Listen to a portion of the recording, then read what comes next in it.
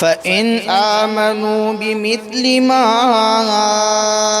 آمنتم به فقد اهتدوا وإن تولوا فإنما هم في شقاق فسيكفيكهم الله وهو السميع العليم۔ اہل سنت والجماعت، اہل الحدیث، سلفی حضرات کا یہ عقیدہ ہے کہ صحابہ کرام رضی اللہ عنہم اجمعین سے محبت، ان کے راستے پر چلنا، ان سے چمٹ کر کے رہنا، یہ ایمان کا حصہ ہے۔ پر وہ معصوم نہیں ہے، مگر وہ عادل ہے، متقی ہے، انتہائی درجہ پرہیزگار ہے۔ آسمان و دیانت و تقوی کے چمکتے ہوئے ستارے ہیں۔ فسق و فجور بھی جن کے قریب نہیں پھٹکا، وہ صحابہ کرام رضی اللہ عنہم اجمعین ہے۔ انہی کے متعلق رب العالمین قرآن مجید سورہ حجرات کے اندر کہتا ہے وَلَكِنَّ اللَّهَ حَبَّبَ إِلَيْكُمُ الْإِيمَانَ وَزَيَّنَهُ فِي قُلُوبِكُمْ وَكَرَّهَ إِلَيْكُمُ الْكُفْرَ وَالْفُسُوقَ وَالْعِصْيَانَ أُولَئِكَ هُمُ الرَّاشِدُونَ۔ لیکن اللہ نے تمہارے دلوں میں ایمان کی محبت ڈال دی اور اسے تمہارے دلوں میں پرکشش بنا دیا، اور آگے کہا وَقَرَّهَ إِلَيْكُمُ الْكُفْرَ، اور کفر، گناہوں اور نافرمانی کی نفرت ان کے دلوں میں اللہ تعالیٰ نے ڈال دی ہے۔ سبحان اللہ۔ میرے بھائیوں، اس آیت کریمہ پر غور کرے، رب العالمین کہہ رہا ہے کہ ہم نے صحابہ کرام رضی اللہ عنہم اجمعین کے دلوں میں ایمان کی محبت کو ڈال دی ہے اور ان کے دلوں میں ایمان کو پرکشش بنا دیا ہے، اور یہ جو کفر ہے، نافرمانی ہے، گناہ ہے، فسق فجور، یہ جو چیزیں ہیں، ان کی نفرت حضرات صحابہ کرام رضی اللہ عنہم اجمعین کے دلوں میں اللہ نے بٹا دی ہے۔ اب جن کے دلوں میں اللہ تعالیٰ نے ایمان کی محبت ڈال دی ہے، ان کے عدل کا کیا مقام ہوگا، ان کے عدل کی کیا کیفیت ہوگی، ان کے عدل کا کتنا اعلی مقام ہوگا۔ تو آج ہم بات کریں گے عدالت صحابہ کرام رضی اللہ عنہم اجمعین پر۔ معزز سامعین، حضرات صحابہ کرام رضی اللہ عنہم اجمعین یہ وہ لوگ ہیں جن کو اللہ تعالی نے تقوی کے لیے منتخب کیا ہے۔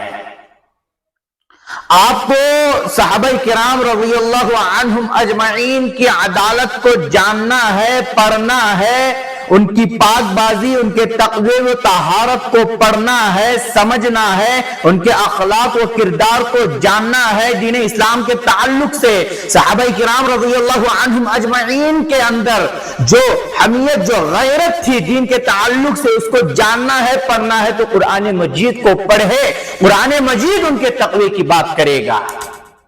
اللہ تعالیٰ نے کہا أولئك الذين امتحن الله قلوبهم للتقوى لهم مغفرة وأجر عظيم۔ اور یہ وہ لوگ ہیں جن کے دلوں کو رب العالمین نے جانچا اور تقوی کے لیے منتخب کر لیا ہے۔ تو سنو، رب نے جسے تقوی کے لیے منتخب کیا ہے، چنا ہے، تو اس کے عدالت کا کیا مقام ہوگا، اس کے عدالت کی کیا کیفیت ہوگی۔ سبحان اللہ۔ اب دنیا کا کوئی شخص یہ ہمت، یہ جرأت کر سکتا ہے کہ وہ صحابہ کرام رضی اللہ عنہم اجمعین کے راستے کو چھوڑ کر کے ان پر نقد کرتا پھرے، دنیا کا کوئی بدترین انسان ہی یہ کام کر سکتا ہے، دنیا کا گھٹیا ترین انسان ہی یہ کام کر سکتا ہے، دنیا کا گمراہ ترین شخص ہی یہ کام کر سکتا ہے۔ اللہ نے حضرات صحابہ کرام رضی اللہ عنہم اجمعین کو تقوی کے لیے چنا۔ صحابۃ کلہم عدول، کہ تمام صحابہ کرام رضی اللہ عنہم اجمعین عادل ہے۔ یہ جو بات کہی جا رہی ہے یہ مطلق کہی جا رہی ہے، کسی وقت کی قید نہیں ہے، کسی لمحے کی بات نہیں کی جا رہی ہے، کسی سیکنڈ کی بات نہیں کی جا رہی ہے، کسی منٹ کی بات نہیں کی جا رہی ہے، کسی گھنٹے کی بات نہیں کی جا رہی ہے، کسی دن کی بات نہیں کی جا رہی ہے، کسی رات کی بات نہیں کی جا رہی ہے، کسی خاص واقعے کے طور پر اس چیز کو پیش نہیں کیا جا رہا ہے، بلکہ زندگی کے ہر گوشے کی مطلق طور پر بات کہی جا رہی ہے کہ زندگی کے ہر گوشے میں صحابہ کرام رضی اللہ عنہم اجمعین عادل ہے۔ سبحان اللہ، صحابہ کرام رضی اللہ عنہم اجمعین یہ عدل کا پیکر ہے، عدل کا پیمانہ ہے۔ صحابہ کرام رضی اللہ عنہم اجمعین عدل و انصاف کا صاف ستھرا آئینہ ہے۔ اب بعض مستشرقین کی جانب سے یا جو عقل پرست ہوتے ہیں، جو عقل کی کسوٹی پر ہر چیز کو سمجھنے کی اور اپنی زندگی میں لاگو اور فٹ کرنے کی کوشش کرتے ہیں، ان کی جانب سے یہ سوچا چھوڑنے کی کوشش کی جاتی ہے۔ کیا ہے کہ ٹھیک ہے روایت بالحدیث میں تو عدل کی بات ہے، لیکن مطلق طور پر یہ نہیں کہا جا سکتا ہے۔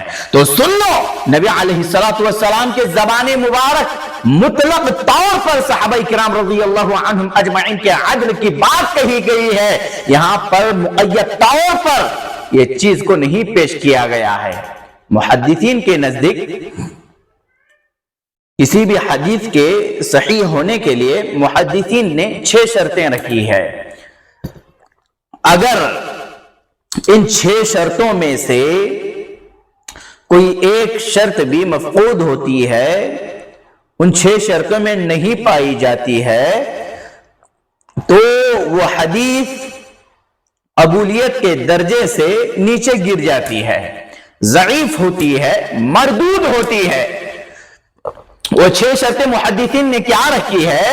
اس میں سے پہلی شرط جو ہے روات، یہ جو روات ہوتے ہیں حدیث کو بیان کرنے والے، ان کا عادل ہونا۔ پہلی شرط کیا ہے؟ تمام طبقے کے روات جو حدیث کو بیان کر رہے ہیں وہ عادل ہو۔ دوسری شرط ضابط ہونا، یعنی غلطیوں اور غفلت کی کثرت سے پاک ہونا۔ تیسری شرط سند کا متصل ہونا، سند جڑی رہے۔ ضعیف خفیف، یعنی مثلا سند میں کیا ہے، خفیف ہلکا سا ہو، یا خفی انقطاع، یا کسی راوی کے مستور ہونے کی صورت میں یہ متعدد طرق سے وارد ہو۔ اور اس کے بعد میں جو شرط ہے وہ شذوذ اور علت قادحہ سے پاک ہونا ہے۔ اب محدثین نے یہ شرطیں بیان کی ہے، اور محدثین اکرام حدیث کی تخریج کرتے وقت جمع طرق کے بعد سب سے پہلے تحقیق یہی کرتے ہیں، وہ تمام طبقے کے راویوں کو جانچتے ہیں، پرکھتے ہیں، ان کی جانچ پڑتال کرتے ہیں، سوائے حضرات صحابہ کرام رضی اللہ عنہم اجمعین کے، سوائے حضرات صحابہ کرام رضی اللہ عنہم اجمعین کے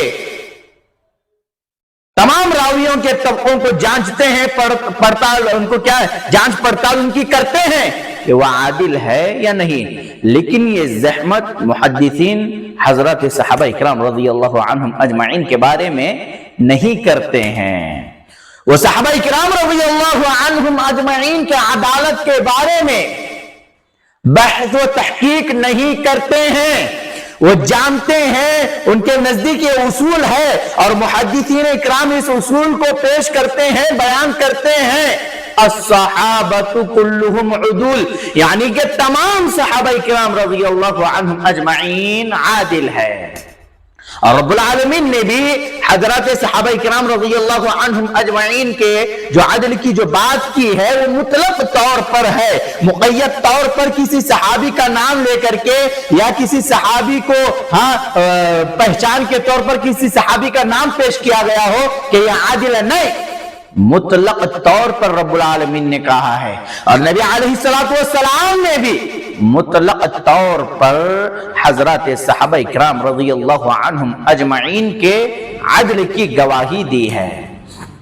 اب جن کے عدل کی گواہی اللہ اور اس کے رسول صلی اللہ علیہ وسلم دے، تو اب امت میں سے کس کے اندر یہ جرأت اور ہمت ہو سکتی ہے کہ وہ حضرات صحابہ کرام رضی اللہ عنہم اجمعین کی عدالت پر کلام کرے، ان کی عدالت پر نقد کرتا پھرے، ان کی عدالت پر بحث و مباحثہ کرتا پھرے؟ کس کے اندر یہ ہمت ہو سکتی ہے؟ بات چاہے مرزا کی ہو یا اس کو سننے والے لوگوں کی ہو، یاد رکھے ان لوگوں کا منہج اہل سنت والجماعت کا منہج نہیں ہے۔ ان لوگوں کا جو منہج ہے وہ خوارج کا منہج ہے، روافض کا منہج ہے، قدریہ کا منہج ہے۔ یہ جو چند باطل فرقے ہیں جو اپنی اصل سے ہٹ چکے ہیں، جو فرقے کی شکل اختیار کر چکے ہیں، ان لوگوں کا منہج بھی وہی ہے جو اپنے باطل نظریے کی تائید میں کتاب و سنت کے دلائل کا بھی سہارا لیے ہیں، اور سلف صالحین کے فہم کو پس پشت ڈال کر کے اپنے خود ساختہ نظریات کو رائج کر رہے ہیں، اپنے خود ساختہ اصول کو طے کیے ہیں، اپنے خود ساختہ اصولوں کو بنا رہے ہیں۔ تو اسی لیے میرے بھائیوں، عدالت کا صحیح مفہوم کیا ہے اس کو جاننے کی ضرورت ہے۔ اگر تفصیل میں جائے بغیر محدثین کے نزدیک مختصراً اگر کہا جائے کہ عدالت محدثین کے نزدیک ایک ایسی صفت ہے جو انسان کو تقوی اور مروءت کی مداومت پر ابھارے۔ عدالت اس کو کہتے ہیں جو انسان کو تقوی اور مروءت کی ہمیشگی پر ابھارے۔ اور آپ کو معلوم ہے قرآن مجید جن کے تقوی کی مثالیں بیان کرتا ہے وہ صحابہ کرام رضی اللہ عنہم اجمعین ہے۔ قرآن مجید جن کی لغزشوں کے بعد معافی کا اعلان کرتا ہے وہ صحابہ کرام رضی اللہ عنہم اجمعین ہے۔ قرآن مجید جن کے رحم دلی کی بات کرتا ہے تو صحابہ کرام رضی اللہ عنہم اجمعین ہے۔ قرآن مجید جن کے عدل و انصاف کی بات کرتا ہے تو صحابہ کرام رضی اللہ عنہم اجمعین ہے۔ یہ دنیا صحابہ کرام رضی اللہ عنہم اجمعین کے عدل و انصاف کی داستانیں پڑھ کر کے اپنے آنکھوں سے آنسو بہائے گی۔ کیوں؟ کیونکہ کیسا عدل، کیسا انصاف حضرات صحابہ کرام رضی اللہ عنہم اجمعین کا تھا۔ کوئی معصوم نہیں ہے، اللہ نے فرشتوں کو معصوم بنایا ہے، اور قرآن مجید میں کہا لا يعصون اللہ ما امرهم ويفعلون ما يؤمرون، اور اللہ نے انہیں یعنی فرشتوں کو جس کام کا حکم دیتا ہے وہ اس کی خلاف ورزی نہیں کرتے ہیں۔ جس کام کا حکم اللہ تعالیٰ فرشتوں کو دیتا ہے وہ اس کی بجا آوری کرتے ہیں، وہ اس کو پورا کر دیتے ہیں۔ اسی لیے خطیب بغدادی رحمہ اللہ کہتے ہیں لا يكاد يسلم المكلف من البشر من كل ذنب، الکفایہ میں کہتے ہیں کوئی مکلف شخص ہر طرح کے گناہوں سے شاید ہی بچ سکتا ہو۔ اور خطیب بغدادی رحمہ اللہ نے محدثین کے نزدیک عدل کی عدالت کا جو مفہوم ہے وہ بیان کرتے ہوئے فرماتے ہیں ان العدل هو من عرف بأداء فرائضه ولزوم ما امر به وتوقي ما نهي عنه وتجنب الفواحش وتحري الحق والواجب في أفعاله ومعاملته والتوقي في لفظه ما يسلم الدين والمروءة فمن كانت هذه حاله فهو الموصوف بأنه عدل. خطیب بغدادی رحمہ اللہ کہتے ہیں کہ عادل وہ ہے جو فرائض کی ادائیگی اور اوامر کا اہتمام اس کو مکمل طور پر، یعنی جن چیزوں کا حکم اس کو دیا جاتا ہے وہ اس کو مکمل طور پر بجا لاتا ہے، اور جن چیزوں سے روکا جاتا ہے وہ ان سے دوری بنائے رکھتا ہے، فواحش سے اجتناب کرتا ہے، اپنے معاملات، افعال، واجبات کے حقوق و جستجو کی تلاش میں معروف ہو، اور جو اپنی زبان سے کوئی ایسا لفظ نہ نکالے جو اس کے تقوی اور مروءت کو داغدار کر دے. تو ایسا شخص جس کے اندر یہ صفات پائی جاتی ہے وہ عادل ہے. اور اس سے پہلے بھی صحابی کی جو تعریف ہے اس کو بیان کیا گیا ہے کہ صحابی کی تعریف کیا ہے. صحابی کہتے کس کو ہے؟ صحابی وہ ہے جو ایمان کی حالت میں نبی علیہ السلام سے ملاقات کی اور ایمان کی ہی حالت میں وفات پایا ہو، اس کو صحابی کہا جاتا ہے. اب صحابی کی اس تعریف سے، صحابی کے اس زمرے سے، صحابی کے اس تعریف کے زمرے سے وہ تمام لوگ خارج ہو جاتے ہیں جو نبی علیہ السلام سے نفاق کی حالت میں یا کفر کی حالت میں ملاقات کی ہو. وہ تمام لوگ اس صحابی کی تعریف سے نکل جاتے ہیں. اب بعض لوگ یہ سوچا چھوڑتے ہیں، جو منافقین ہیں، جو مرتد ہو گئے ہیں، ان کے جرائم کو پیش کر کے صحابہ کرام رضی اللہ عنہم اجمعین کی عدالت پر گفتگو کلام کرنے کی راستے فراہم کرتے ہیں. میرے بھائیوں، جن کے نفاق پر دلائل موجود ہے ان کے جرائم کو پیش کرنا، اور جو صحابی کی تعریف میں فٹ نہیں بیٹھتے ہیں ان کے جرائم کو پیش کر کے حضرات صحابہ کرام رضی اللہ عنہم اجمعین کی عدالت پر کلام کرنا، یہ کہاں کا انصاف ہے؟ اور جو شخص حضرات صحابہ کرام رضی اللہ عنہم اجمعین کی عدالت پر کلام کرتا ہے وہ اللہ اور اس کے رسول صلی اللہ علیہ وسلم کے فیصلوں پر انگلی اٹھا رہا ہے، کیونکہ اللہ تعالیٰ نے حضرات صحابہ کرام رضی اللہ عنہم اجمعین کی عدالت کی گواہی دی ہے. کہا وَكَذَلِكَ جَعَلْنَاكُمْ أُمَّةً وَسَطًا لِتَكُونُوا شُهَدَاءَ عَلَى النَّاسِ وَيَكُونَ الرَّسُولُ عَلَيْكُمْ شَهِيدًا. اور ہم نے اسی طرح تمہیں عادل امت بنایا تاکہ تم لوگوں پر گواہ ہو جاؤ اور رسول اللہ صلی اللہ علیہ وسلم تم پر گواہ ہو جائے. وجہ استدلال کیا ہے؟ اس آیت کے اول جو مخاطبین ہے، جن سے مخاطب کیا جا رہا ہے، اس کے اول مخاطبین جو ہے وہ حضرات صحابہ کرام رضی اللہ عنہم اجمعین ہے، جن کی عدالت کی خوشخبری رب العالمین نے اس آیت کریمہ میں سنائی ہے. سبحان اللہ.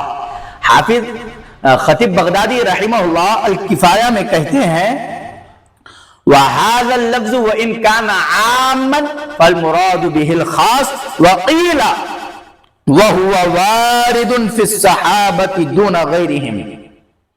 یہ لفظ گرچہ عام ہے لیکن اس سے مراد خاص ہے، اور کہا گیا کہ یہ لفظ صحابہ کرام کے بارے میں وارد ہوا ہے، دوسروں کے بارے میں نہیں. سبحان اللہ. کیا مقام حضرات صحابہ کرام رضی اللہ عنہم اجمعین کا ہے. اس آیت کے جو پہلے جن سے یہ کہا جا رہا ہے وہ حضرات صحابہ کرام رضی اللہ عنہم اجمعین ہے، جس میں عدل وسط کی بات کی گئی ہے. اللہ تعالیٰ نے حضرات صحابہ کرام رضی اللہ عنہم اجمعین کے عدالت کی گواہی دی ہے، اور نبی علیہ السلام نے حجۃ الوداع کے موقع پر حضرات صحابہ کرام رضی اللہ عنہم اجمعین کا جو جم غفیر تھا وہاں پر کہا تھا الا لیبلغ الشاہد منکم الغائب، الا لیبلغ الشاہد منکم الغائب، کہا کہ یہاں پر تم میں سے جو حاضر ہے یہ باتیں جو یہاں پر موجود نہیں ہیں ان تک پہنچا دینا۔ مطلق طور پر نبی علیہ الصلاۃ والسلام نے یہ بات کہی ہے۔ اگر نبی علیہ الصلاۃ والسلام نے مطلق طور پر یہ بات کہی ہے، وگرنہ یہ دعوت تبلیغ کی ذمہ داری غیر عادل اشخاص کے ہاتھوں کیسے ہو سکتی ہے؟ نبی علیہ الصلوۃ والسلام نے حضرات صحابہ کرام کی عدالت کو سامنے رکھتے ہوئے، ان کی عدالت کو، ان کے تقوی کو، ان کے ایمان کو جانچتے ہوئے، یہ رب العالمین کے چنندہ بندے ہیں، یہ بڑی امانت داری کے ساتھ اس دین کو آگے والے لوگوں تک پہنچائیں گے، تبھی تو نبی علیہ الصلوۃ والسلام نے اس بات کا اعلان کیا اور کہا کہ لا تسبوا اصحابی۔ وہ جو روایت ہے الا لیبلغ الشاہد منکم الغائب، یہ متفق علیہ روایت ہے، اور نبی علیہ الصلوۃ والسلام نے کہا کہ لا تسبوا اصحابی لا تسبوا اصحابی فوالذی نفسی بیدی، میرے صحابہ کرام رضی اللہ عنہم اجمعین پر سب و شتم مت کرنا۔ اور صحابہ کرام رضی اللہ عنہم اجمعین کے بارے میں اس سے خطرناک سب و شتم اور کیا ہو سکتا ہے کہ حضرات صحابہ کرام رضی اللہ عنہم اجمعین کو غیر عادل کہا جائے۔ اسی لیے میرے بھائیوں، یہ جو چیزیں ہیں، یہ امت کی جو دن بدن یہ جو چیزیں آ رہی ہے، جو اشخاص ان چیزوں کو لے کر کے آ رہے ہیں، یہ ان کے اندر سے روحانیت کو ختم کر دیتی ہے۔ جو تعلق باللہ اللہ سے مضبوط ہونا ہے وہ ختم ہو جاتا ہے۔